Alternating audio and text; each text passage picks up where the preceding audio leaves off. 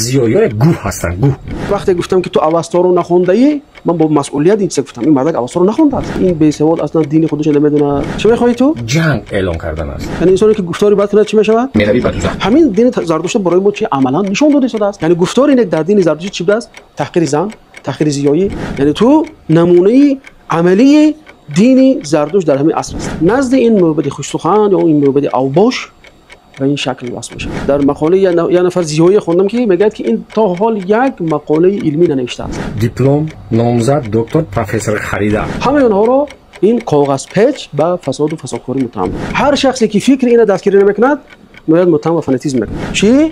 جنگ اعلام کردن؟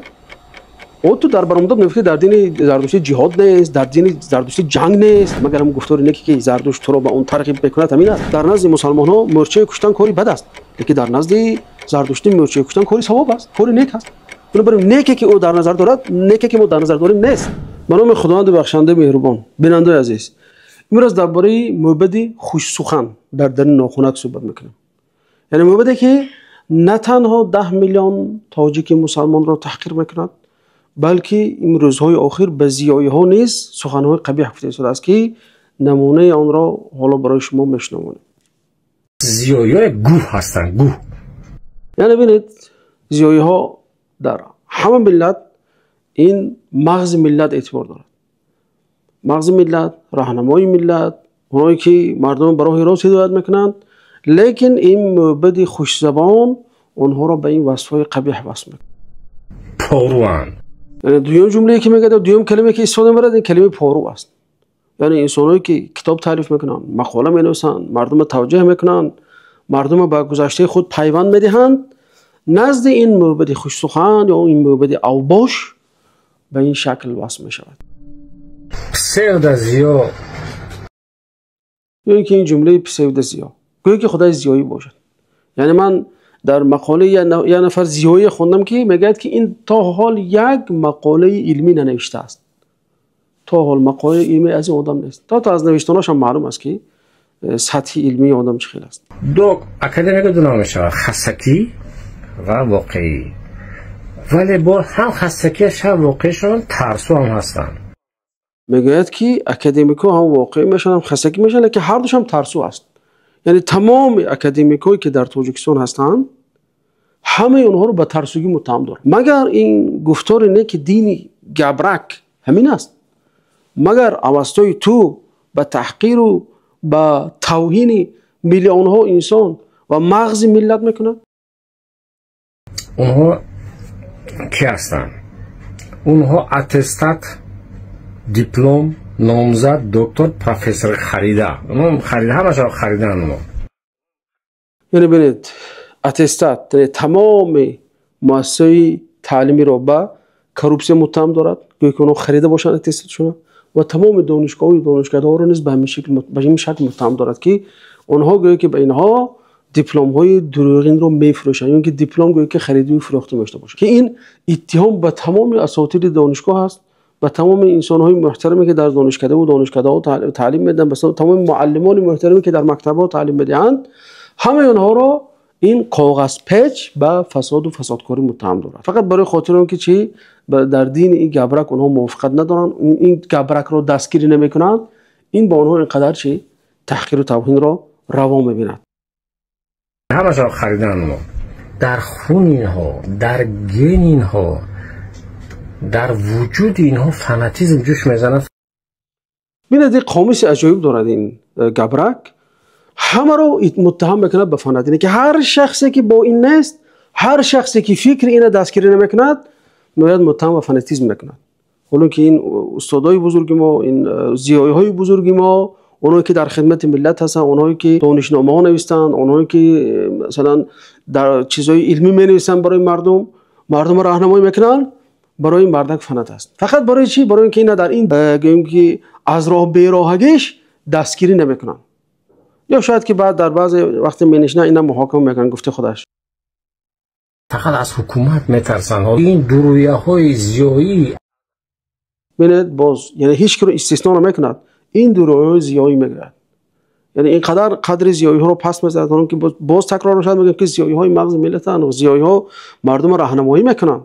لیکن یک نفر برآمده است، یعنی نه تنها مردمای قطاری عادی یعنی که تحقیر و توهین میکنه، بلکه مغزهای ملت رو نیز اینقدر توهین و تحقیر دارد.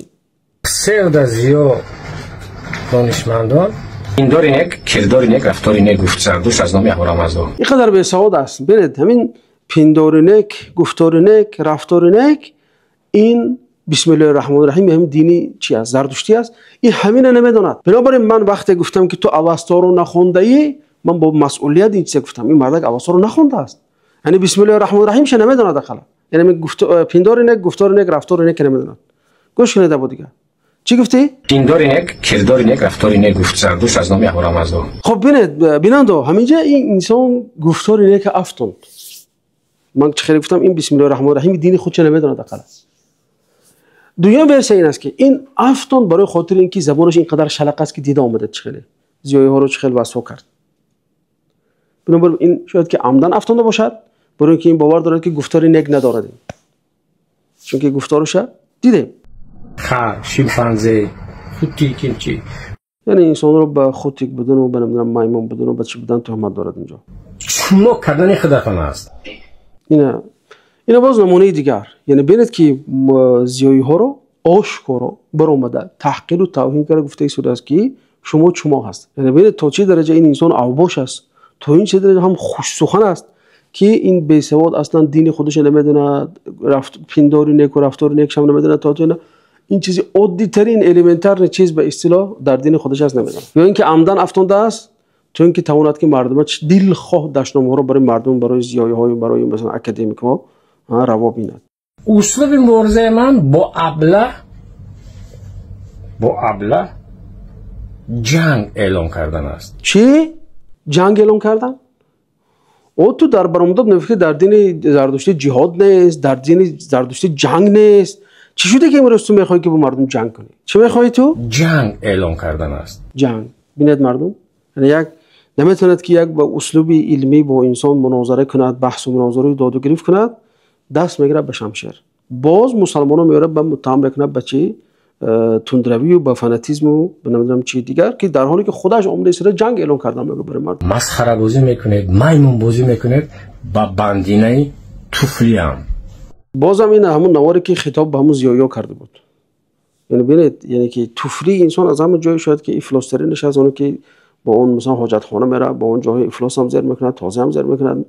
آمد یعنی که اینقدر مردمه که بر ملت خدمت کردن، در چیز پیشروی ملت حرکت دارند، از جهت معرفت و از جهت فرهنگ ملت میخواهند که بیدار کنند، اونها را اومد به بند پتنگی، به بند توفلی خودش برابر دارد، که البته این موبد سطحی پستی فرهنگیش نشان میده. پنداری بعد، گفتاری بعد، کرداری بعد میروی به دوزخ. اینجا خودش را حکم دارد. چی گفته؟ پنداری بعد، گفتاری بعد، کرداری بعد میروی به دوزخ. یعنی انسانی که گفتاری بعد کنه چی میشود؟ میروی به دوزخ. اكو معامله این موبد اوباشی خوش سخن رو با اونهایی که در زیر پست‌های مثلا شرح میگذارند و کامنت میگذارند به اصطلاح. ببینید اینجا یه مرد اومد به اشاره از همون در زیرنویسی همون که اومد و گفت که اغواگری بس بودگی است. این مردک به میگه تو ابله هستی. این یک کامنت دیگر. ببینید این مادر این مردک چیکار کرده است که بیچاره میگه مادر و لعنت میکنه. این در کدام دین است؟ مگر هم گفتاری نکی که زردشت تو رو با اون ترغیب بکنه همین است. یعنی این کامنتی که دیدی شده، این کامنت از یک مادر است یا خواهر است که وقتی که ما درباره همون اوستایی که از پست 12000 گاو نوشته شده است گفتم که این کتاب اینقدر میشود و چند متر میشود، این زن فقط خواستش پرسید که همین چی است. این موبد اوباش اول گفت که کتاب خوام، بعد میاد زن تحقیر میکنه. این زنم خواهرم گفت که لطفا به تحقیر، من از شما چیزی نمیدونستم رو پرسیده ایستادم، باز به آداب گفته است. لیکن این موبد اوباش و خوش سخن گفتار نیک را عملا تطبیق کرده. اون گفتار نیکی که زردوش با اون چی مردم را تشویق کرده است. این همین است چیزی که زردوش از مردم میخواد. موبد اوباش اومد در جواب این زن بین چیفت است شما خوندی یه مسخره هست. گفت است که معلوم دانشت در سطح ایرینکه زنی پیرت حاجی عبدالرزاق است. من نمیدونم شاید عبدالرزاق یکم هم قشلاقیش هست هم دههش هست نمیدونم، لیکن ببینید اینجا تحقیری که یک زنی مادری که زنی تاجیک است پرسیده ایستاد فقط که همین چیز آیا درست است یا نیست. این مرد اومد که چی به شامخوانی مزاح کرد، به نمازخوانیش مزاح کرد، تحقیر کرد. بعد اومد به همون ایرینکه کدام مولای برابر کرد که بعد این زنده گفت من تحقیر نکن من برای تو. یعنی ببینید همین است چیزی که دین زرتشت برای ما تعلیم میده. چرا که زرتشتی این زمان ما زرتشتی رقم یک از همین است. همین دین زرتشت برای ما چی عملا نشون داده شده است. یعنی گفتار اینک در دین زرتشت چی بوده است؟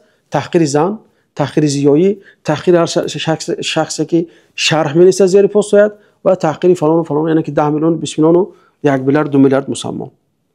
این بود است که چی این را با چی ترغیب و تشویق میکنه. یا اینکه این چیزی دیدی است اینجا میگه که دورک قوری پیرت رسون، یعنی که ببینید همین انسان مثلا انسان سالم است مگر از جهت روانی.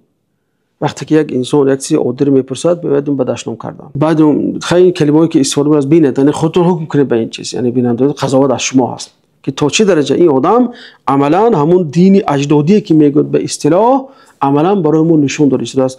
خصوصا همون بسم الله الرحمن الرحیم جای چیش دین زرتشت گفتاری نیک. گفتاری چی؟ نیک، کرداری نیک، رفتاری نیک. گفتاری نیک. گفتاری نیک یا بد؟ پینداری بد، گفتاری بد. نمونه دیگرش ببینید میگه که بچه میمون، خب بعد میگه که مرغابی، کتاب خون فلان بس، یعنی که ببینید مگر انسانی که دعوای علم دارد، دعوای گفتاری نیک و پینداری نیک و رفتاری نیک دارد همین است. یعنی اون چیزی که عملا تو میخوای تطبیق کنی برای مردم نشون دهی از دین زرتشت همین است. ولی همین است. یعنی تو نمونه عملی دین زرتشت در همین عصر است و مردم هم دونستن که تو کی هستی. برای تو یگون چیز مقدس وجود ندارد. یعنی از این چیز ما دیگه نمیخوایم که درست در اطراف این صحبت کنیم. این نمونه های این یک نمود مثال گوییم که شمه از همین خوش سخنی های این معبد اوباش این برای ملت تاجیک عملا نشان داد که این شعار گفتار نیک چه خیلی میشود. چون که گفتار نیک یعنی کلمه خود نیکی هم در نزد هر کس هر خیلی قبول بشه. مثلا در نزد مسلمان ها مرچه کشتن کاری بد است، لیکن در نزد زرتشتی مرچه کشتن کاری ثواب است، کاری نیک است. بنابراین نیکی که او در نظر دارد نیکی که ما در نظر داریم نیست. یعنی اون چیزی که عمومی بشریت از نیکی میفهمد، اون چیزی که طلبک میفهمد با اون برابر نیست.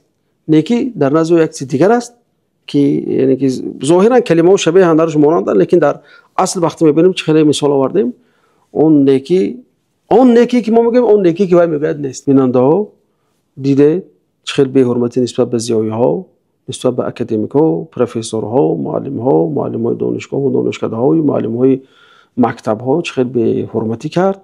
غیر از این پیشتر نسبت 10 میلیون مردم تاجیک مسلمان ها بی حرمتی میکرد، این نامعقوله میکرد. لیکن این دیگر از حد گذران این کلمه های قبیحی که نسبت اونها استفاده کنه الفاظ از روی رفتار و گفتار و کردار تو قیاس کرده میتونن که چرا نیاگان ما از زرتشتی دست کشیدن. یعنی معبدای مثل تو با زبان شعار میدادند و در اصل بدی میکردند. بنابراین قضاوت از شما.